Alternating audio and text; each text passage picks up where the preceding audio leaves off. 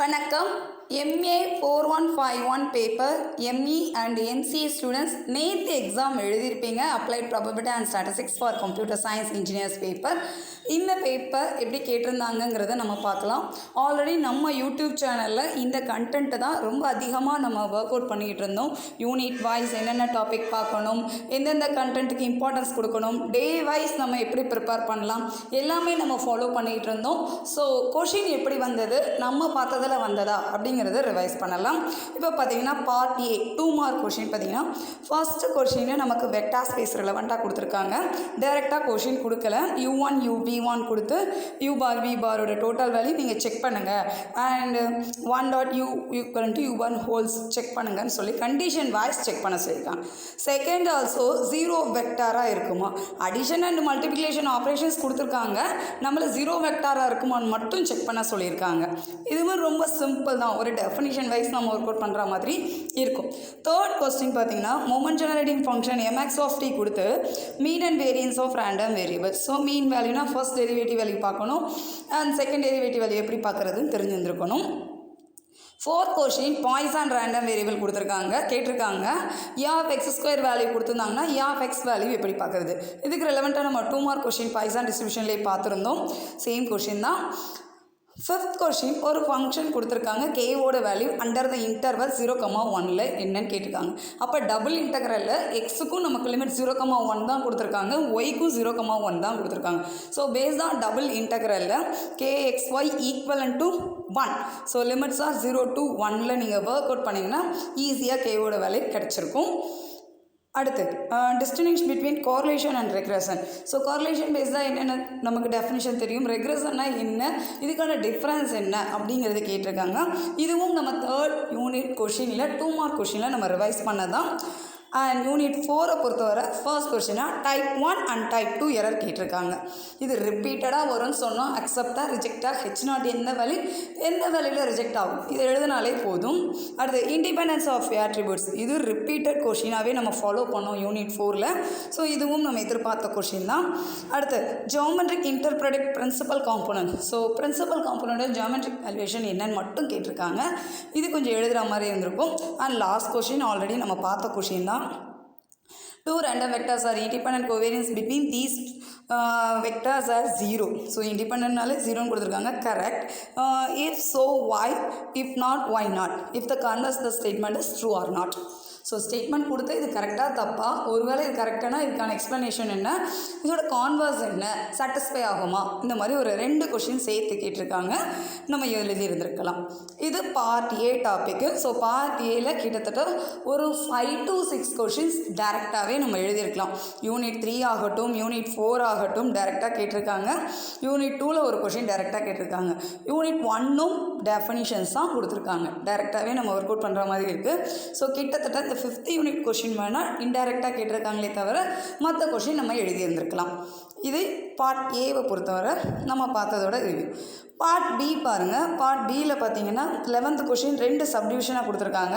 First question inner product பேஸ்டாக நமக்கு calculation கேட்டிருக்காங்க.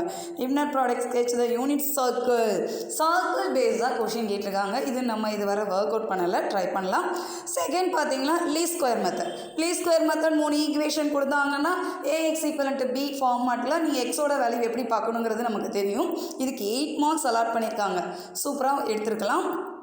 அதுக்கு சாய்ஸாக ஒரே கொஷினுக்கு 13 மார்க்காக சிங்குலர் வேல்யூ டிகாம்போசிஷன் அலாட் பண்ணியிருக்காங்க. ஸோ ஆல்ரெடி நமக்கு சிங்குலர் வேல்யூ டிகாம்போசிஷன் நிறைய ப்ராப்ளம்ஸ் ரிவைஸ் பண்ணுங்கள். 2/3 ஆகட்டும், 3/2 மேட்ரிக்ஸ் ஆகட்டும், எந்த மேட்ரிக்ஸ்க்கு எடுத்தாலும் எப்படி ஒர்க் அவுட் பண்ணணுங்கிறதுக்கு நம்ம ப்ரொசீஜர்ஸ் எல்லாமே ஃபாலோ பண்ணும். ஸோ நீங்கள் இந்த ப்ராப்ளம் சூஸ் பண்ணியிருக்கிறது பெஸ்ட்டு. எழுதியிருக்கலாம். யூனிட் 1ல் நம்ம எதிர்பார்த்ததில் 2 கொஷின் வந்திருக்கு, ட்ரை பண்ணியிருந்துருக்கலாம். யூனிட் 2வை பொறுத்தவரை ஃபர்ஸ்ட் கொஷினும் சப்டிவிஷனில் தான் கொடுத்துருக்காங்க. சாய்ஸில் கேட்டதும் சப்டிவிஷனில் தான் கொடுத்துருக்காங்க. ஸோ நீங்கள் எந்த டாப்பிக்கை சூஸ் பண்ணாலும் 2 கொஷின் அட்டன் பண்ணியிருந்துருக்கணும். ஃபர்ஸ்ட் ஒன் பார்த்தீங்கன்னா பெய்ஸ் தியரம். இதே கொஷின் நம்ம ஒர்க் அவுட் பண்ணியிருப்போம். அண்ட் செகண்ட் கொஷினும் பார்த்தீங்கன்னா what is the probability that he will test 1 and trial 4 less than 4 trial நமக்கு ஒர்க் அவுட் பண்ண சொல்லியிருக்காங்க. ஒரே ஒரு டேட்டா தான் கொடுத்துருக்காங்க. ஸோ இதை நம்ம ஜியோமெட்ரிக்கில் ஒர்க் அவுட் பண்ணியிருந்துருக்கலாம், செக் பண்ணிக்கலாம். அடுத்ததாக பார்த்தீங்கன்னா at least twice of the shorter கொடுத்துருக்காங்க. இது அவங்களே கொடுத்துட்டாங்க நார்மல் டிஸ்ட்ரிபியூஷன்ட்டு. ஸோ இந்த மாதிரி கொஷின்லாம் நம்ம நார்மல் டிஸ்ட்ரிபியூஷனில் ஆக்சுவலி இந்த கொஷினும் நம்ம ஒர்க் அவுட் பண்ண பி பார்ட்டும் நம்ம ஒர்க் அவுட் பண்ணது தான். பியில் செகண்ட் சப் டிவிஷனும் ட்ரை பண்ணியிருந்துருக்கலாம். யூனிட் 3 பொறுத்தவரை கொஞ்சம் டேரெக்டாகவே கேட்டிருந்துருக்கலாம். பட் அவங்க வந்து நமக்கு ஒரு கண்டிஷன் வைஸ் தான் கேட்டிருக்காங்க. ஸோ வேரியபிள்ஸ் கொடுத்துருக்காங்க. அதுலேருந்து joint probability of f of x, y என்ன, p of x plus y less than or equal 1, less than or equal 1க்கு எப்படி பார்க்குறது, அண்ட் கண்டிஷன் வைஸ் வேரியன்ஸ் கொடுத்துருக்காங்க. எப்படி நம்ம x plus y, x plus y என்னன்னு பார்க்குறது. ஆக்சுவலி இந்த மாதிரி கொஷினில் நம்ம இந்த ஒரு சப்டிவிஷன் தான் பார்த்துருந்தோம். ஸோ இதெல்லாம் கொஞ்சம் ஒர்க் அவுட் பண்ணுறதுக்கு ப்ரிப்பேர் பண்ணிக்கலாம். ஆர் சாய்ஸில் பார்த்தீங்கன்னா ரெக்ரெஷன் ஈக்குவேஷன் கொடுத்துருக்காங்க. இது ஓரளவு ஒர்க் அவுட் பண்ணியிருக்கலாம். அண்ட் மோரோவர் இந்த கேல்குலேஷன் உங்களுக்கு தெரிஞ்சிருந்திருக்கும். ரெக்ரெஷன் லைன்லெஸ் n, sigma X, sigma Y, so இந்த மாதிரி டேட்டாலாம் கொடுத்தாங்கன்னா எப்படி ஒர்க் அவுட் பண்ணுறது, இந்த பேட்டர்ன் நம்ம நல்லாவே பார்த்துருந்தோம். ஸோ இந்த ஒரு கொஷின் டேரெக்டாகவே கேட்டிருக்காங்க, இது இன்டெரக்டாக கேட்டிருக்காங்க. ஓகே, இது யூனிட் 3.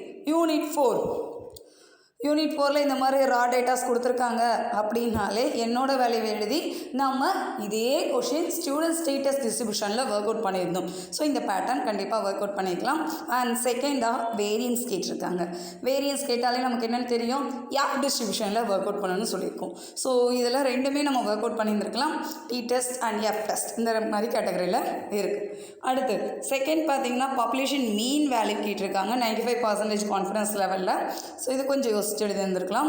அண்ட் இது வந்து நமக்கு சை ஸ்கொயரில் ஒர்க் அவுட் பண்ணியிருந்துருக்கலாம். டிஜிட்டு ஃப்ரீக்வன்சி தான் கொடுத்துருக்காங்க. ஸோ டேரெக்டாக நம்ம ஒர்க் அவுட் பண்ணுறதுக்கு பாசிபிலிட்டிஸ் ஒன்று. யூனிட் 4 பொறுத்தவரும் நமக்கு ரெண்டு கொஷினுமே ரெண்டு சப்டிவிஷனாக கொடுத்துருக்காங்க. ஏ செக்ஷன் அட்டன் பண்ணிங்கன்னா நீங்கள் டி டெஸ்ட்டும் எஃப் டெஸ்ட்டும் ஒர்க் அவுட் பண்ணியிருக்கலாம். இதில் கொஞ்சம் இது வித்தியாசமாக கொடுத்துருக்காங்க. கான்ஃபிடன்ஸ் லெவலில் ஒர்க் அவுட் பண்ணணும், இது சை ஸ்கொயரில் கொடுத்துருக்காங்க. ஸோ எப்படினாலும் சரி நம்ம ஓரளவு ரிவைஸ் பண்ண டாப்பிக்லேயே நீங்கள் ஃபாலோ பண்ணியிருந்தாலே ட்ரை பண்ணியிருந்துருக்கலாம் கண்டிப்பாக. 15th question unit 5. So unit 5 பொறுத்தவரை இந்த ரெண்டு கொஷினுமே நம்ம எதிர்பார்த்தது தான். மீன் அண்ட் வேரியன்ஸ், கோவேரியன்ஸ் மேட்ரிக்ஸ் கேட்பாங்க, இந்த டேட்டாவில் கேட்பாங்கன்னு நம்ம ஃபாலோ பண்ணிகிட்டு இருந்தோம். ஸோ கண்டிப்பாக ஒர்க் அவுட் பண்ணியிருக்கலாம். Second principal components under 3/3 matrix. So 3/3 மேட்ரிக்ஸாக இருந்தால் ஐகன் வேல்யூ பார்க்கணும், ஐகன் வெக்டர்ஸ் கால்குலேஷன் பார்க்கணும், நம்ம ஃபாலோ பண்ணிகிட்டு இருந்தோம்.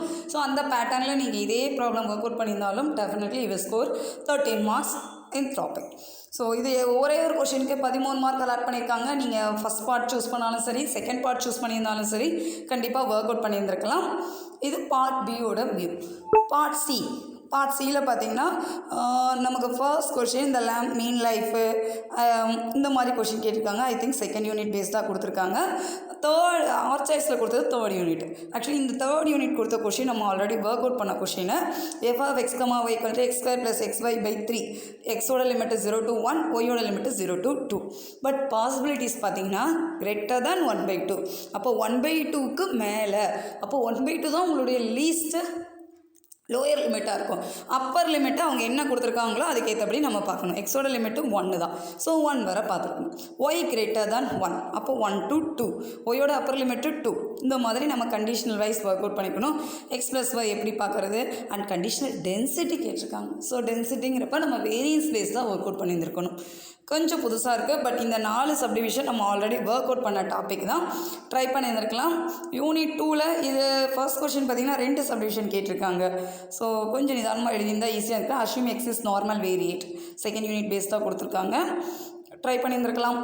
ஸோ இதுதான் இப்போ நேற்று நீங்கள் எக்ஸாம் எழுதின கொஷினுக்கான பேட்டர்ன். ஸோ இந்த கொஷின் இப்போ நீங்கள் அட்டன் பண்ணியிருக்கீங்க அப்படின்னா வழக்கம் போல் நம்ம சொல்கிறது பார்ட் பிக்கு கொஞ்சம் இம்பார்ட்டன்ஸ் கொடுங்கன்னு சொல்கிறது. பார்ட் பியை பொறுத்தவரை யூனிட் 1 கொஞ்சம் நீங்கள் சூஸ் பண்ணியிருக்கலாம். ஒரு கொஷின் ஒன்று லீஸ்ட் ஸ்கொயர் ஆகட்டும், இல்லை சிங்குலர் வேல்யூ டிகாம்போசிஷன் ஆகட்டும், ஈஸியாக சூஸ் பண்ணியிருக்கலாம். இதில் இந்த binary operation problem work out பண்ணியிருக்கலாம். இல்லை பி பார்ட் நான் சூஸ் பண்ணேன்னா இந்த செகண்ட் ப்ராப்ளம் ட்ரை பண்ணியிருந்துருக்கலாம். இதை பொறுத்தவரை பி சப்டிவிஷன் ஓகேவாக இருக்குது. 14th and 15th நீங்கள் அழகாக டைரெக்டாகவே ஃபாலோ பண்ணியிருந்துருக்கலாம். எந்த சப்டிவிஷன் நீங்கள் சூஸ் பண்ணாலும் எல்லாமே ஓரளவு நம்ம கவர் பண்ண டாப்பிக்கில் தான் இருந்தது 14th 15th யூனிட். ஸோ அதை மட்டும் நீங்கள் ஃபாலோ பண்ணியிருந்துருக்கலாம். பார்ட் சி கொஞ்சம் டைரெக்டாக கேட்கல, பட் இருந்தாலும் அட்டன் பண்ணியிருக்கலாம். எக்ஸாம் எழுதியிருக்கீங்க. ஓகே, வெயிட் பண்ணலாம் ரிசல்ட்டுக்காக. ஸோ உங்களுடைய ரிசல்ட்டுக்காக நாங்களும் வெயிட் பண்ணிகிட்ருக்கோம். உங்களுக்கு இதுக்கான ஆன்சர்ஸ் எல்லாமே வித்தின் வீக்கில் போஸ்ட் பண்ணுவோம். ஏதாவது டவுட் இருந்ததுன்னா kanirappezhai@gmail.comங்கிற நம்ம சேனலோட மெயில் ஐடிக்கு அனுப்புங்க. சப்ஸ்கிரைப் பண்ணுங்கள். உங்கள் ஃப்ரெண்ட்ஸ் எல்லாருக்கும் ஷேர் பண்ணுங்கள். All the best.